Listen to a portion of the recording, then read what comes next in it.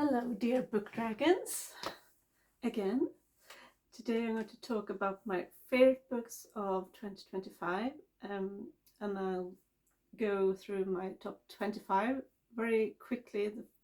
The last ones, the last 10 ones, the 25, and then top 15, and then go through top 5. So I'll just read the last ones. So on the top 26 actually, because I added one more. I have Big Panda and Little Dragon, Emily White's Compendium of Lost Tales, which is the last book in the series, Paladin's Grace and that series by T. Kingfisher, and Thornhedge also by T. Kingfisher. The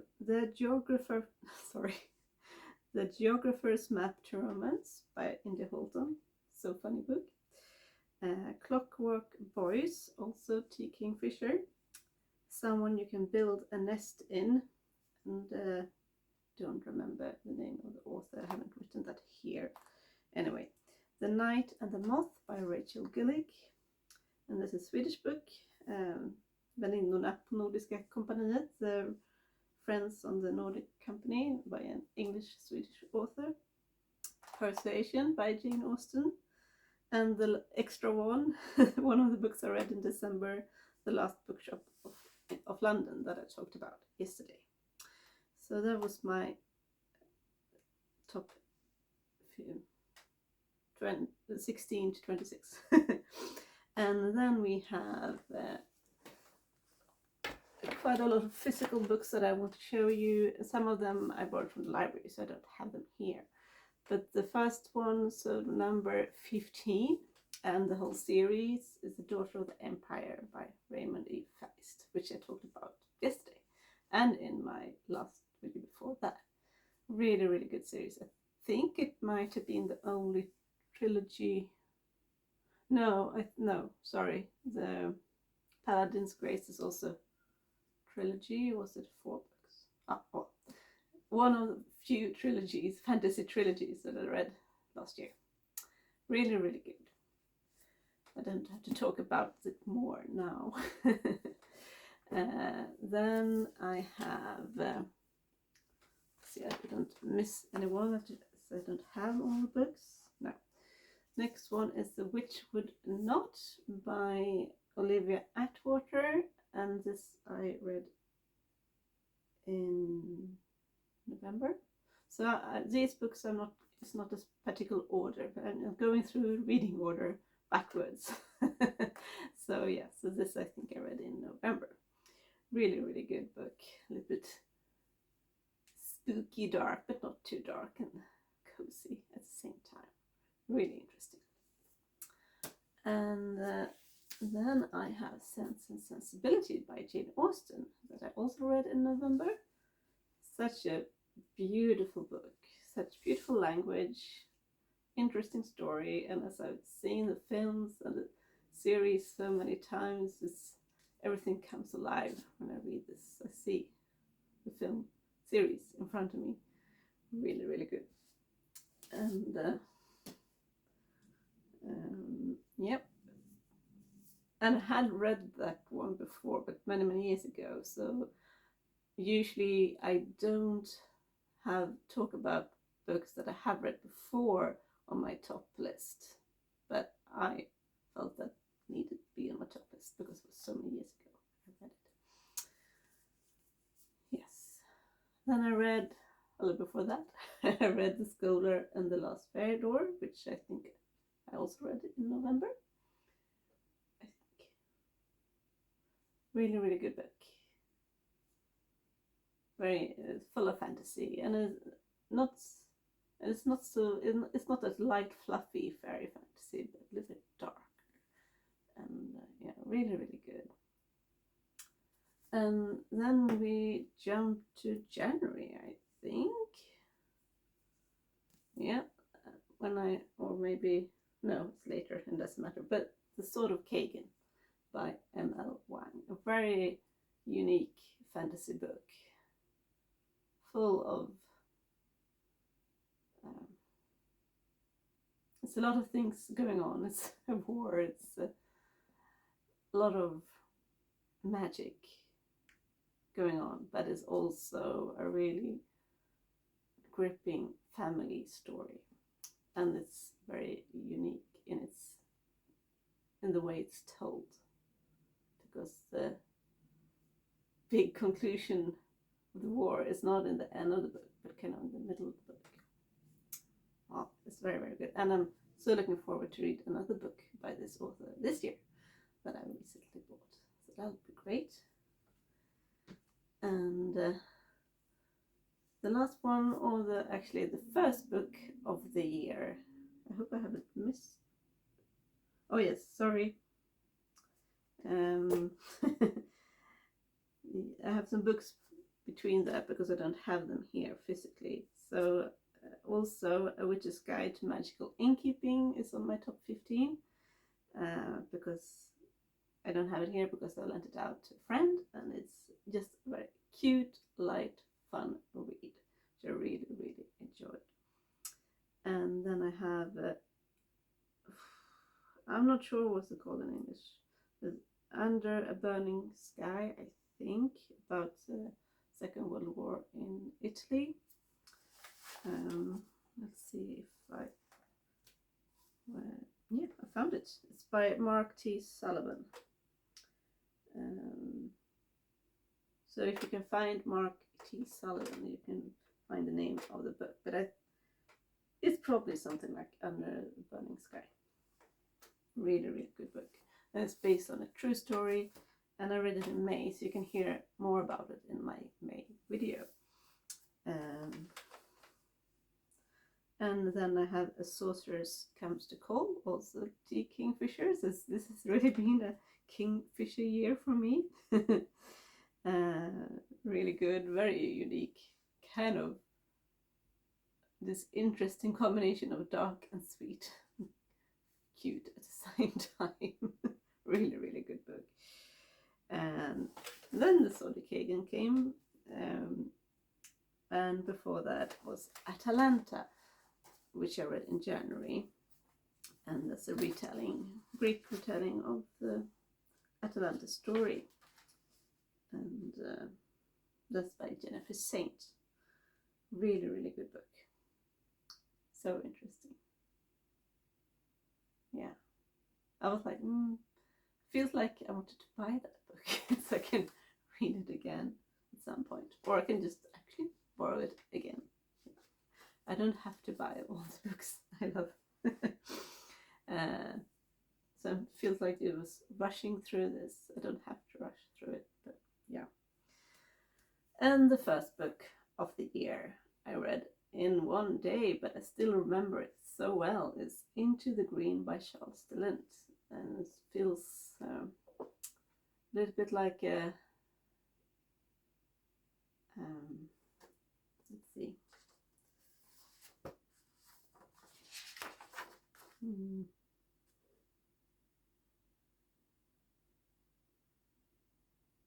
Oh yes, it feels a little bit like Earthsea by Ursula Le Guin, which I have. Huge book here with beautiful pictures, so I need to read that version. I haven't read all the books. Well, I have read the main books, but she's also written extra stories. Anyway, for some reason this reminds me a little bit of that book, but it's a whole it's kind of this Celtic mythical. There's stag. It's the Island Kingdom. It's the Green Isle Kingdom, and there's a tree wizard, and it's a really, really good story. And as it's so short, I'll probably read this many, many times. And I also recently bought another book by Charles DeLint too, one of my Christmas books for myself. So I'm really looking forward to read that. So now we're coming to my top 5 of 2025, and the first one I don't have either because I borrowed it at the library, and that's Raising Hair by Chloe Dalton. So, and that's kind of a memoir. It's I read it in September, I think. Let's see. Yes. So if you want to hear me talk more about, remember what I talked about it in, I read it's in my September video. Probably early September video if I need to, because it was my second book in September. Yeah, there was beautiful, such beautiful writing, very poetic, and such an interesting story. About Chloe writes about her own life when she, during the first COVID year, she moves from London to this little cottage, or it's like an old barn actually, that she's made livable, and she finds this leveret, this baby hair that she saves, and the whole book is centered around this leveret and how she learns how to make it keep living.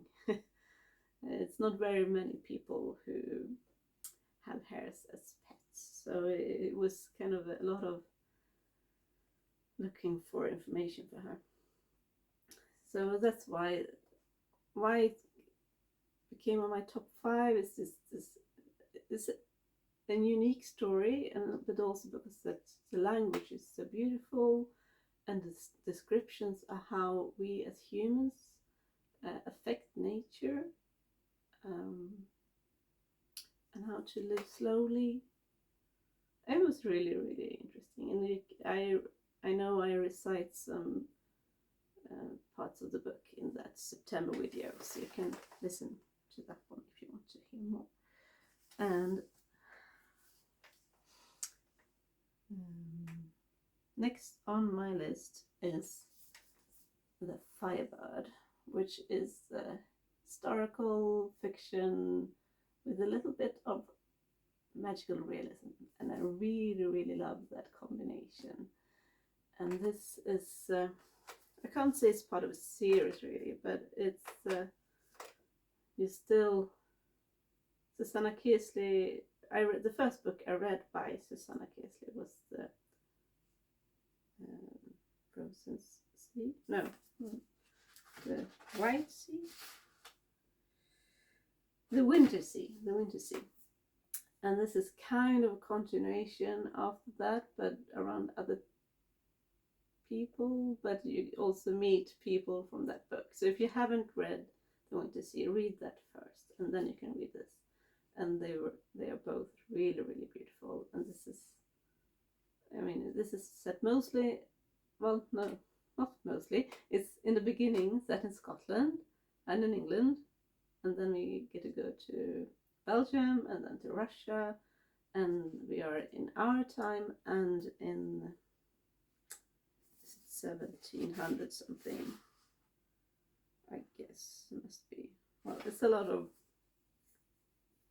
I took, yeah, I read this in summer. Let's see, when did I read this?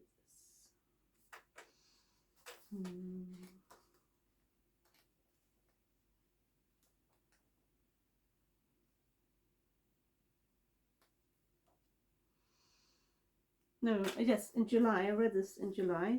So if you want to hear me talk more about it, it's my July video. But it's I can.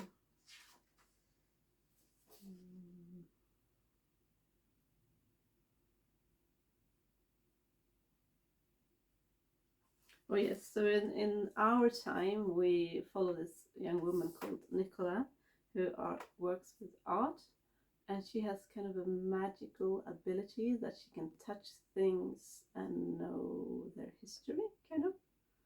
And she really, really tries not to use that ability. She doesn't like it. But at work she touches this sculpture, a firebird, and yes, she gets to see this scene from Russia and realizes this is can be a very important artifact, and she wants to help the owner to, yeah, because the owner needs to sell it, that to see that if it really is something, it could be worth a lot of money. So that's kind of how it starts, and then we go back in time, and we get to meet Anna in Scotland. And yeah, it's so much you can talk about this book, so I won't talk more about it. But it's just so interesting, and reading about the Jacobites and the politics at the time. Most of her books are centered around the Jacobites and the Scottish part of history. She's not Scottish herself, though, the author. She is actually from Canada. But she has taught me a lot about Scottish history. I didn't know. Yeah, so this is definitely recommended read, as it is one of my top 5, definitely. And now we come to my top 3, and the first one, well, they're all so good, is The Count of Monte Cristo by Alexander Dumas. And this took me a very long time to read, and there are parts where I kind of felt, why are they talking about these people? But even if that was kind of an issue, I did finish it, and it was so interesting when I realized how these people were connected to the story. And it's just such an adventure, such an amazing adventure, and so much psychology and philosophy inside this book. So even if the writing isn't like, it's not beautiful writing, but it's very easy to read. It's not strange, very old-fashioned, difficult to understand. So it is a good book to start with when you want to read a classic book. So yeah, this is on my top 3. And then we come to number 2, and that is Wild Reverence by Rebecca Ross. And this is really poetry.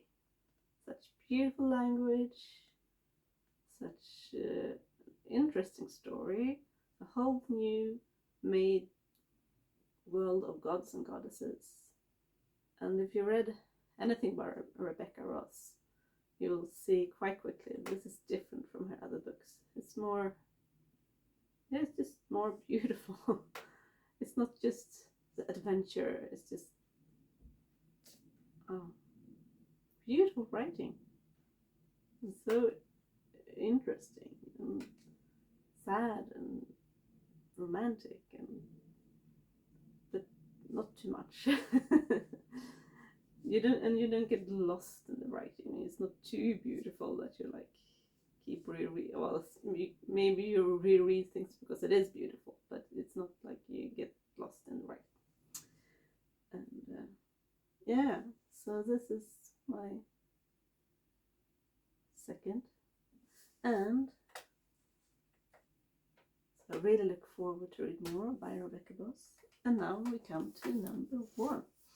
Even maybe these 3 are not like, these 3 books are my top 3, so it's not like this is better than the others, but in some ways I would say this is my top 1 book of 2025. There Are Rivers in Sky by Elif Shafak. This I read in September, I think. Yes. So if you want to hear more about me talking about this book, it's in my September video. You can see how much I put here. And this is so beautiful, lyrical, poetical language, and the story is so fascinating, and you get to follow this water drop from Mesopotamia in the old times to our time, and you get to follow mostly 3 different people.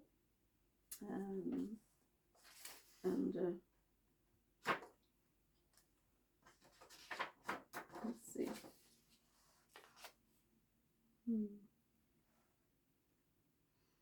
I learned so much about Mesopotamia, about Nineveh, the city, and I get to follow Arthur, who's a young boy in London in 1852, and Narin, who lives in our time in Turkey, 2014, and Salika in London, 2018.